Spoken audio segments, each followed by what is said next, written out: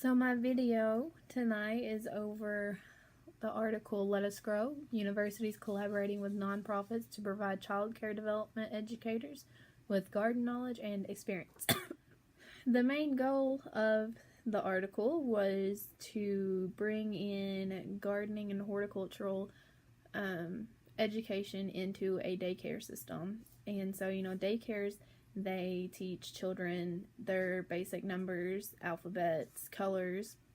So why not bring in a gardening aspect to help teach the kids, hey, this is where your snack carrots came from, or if you had a salad today for lunch, then that kind of thing. And anyway, so the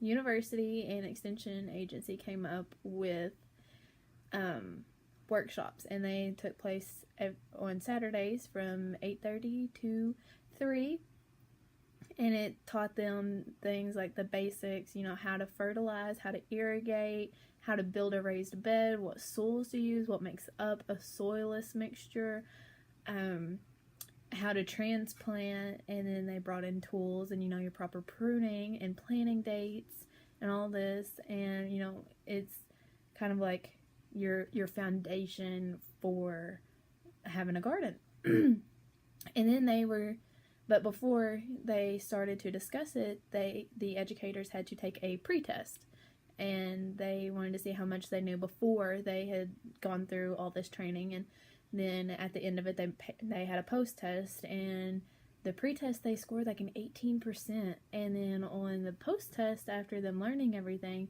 they scored like an 82, which is wow. I mean, that's a huge increase.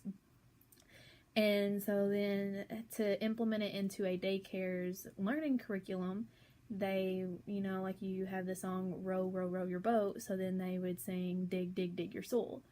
Or on days that they go over the alphabet, they, like if you had like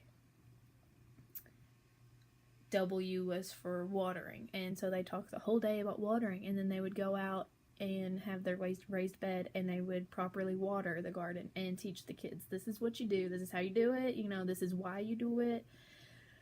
And then at the end of it, if within 3 months after all the workshops were completed, the daycares were supplied with everything to build a raised bed, have it started, and to take care of it with tools. And they had extra resources given to them, different books on just some resources that they can look back on.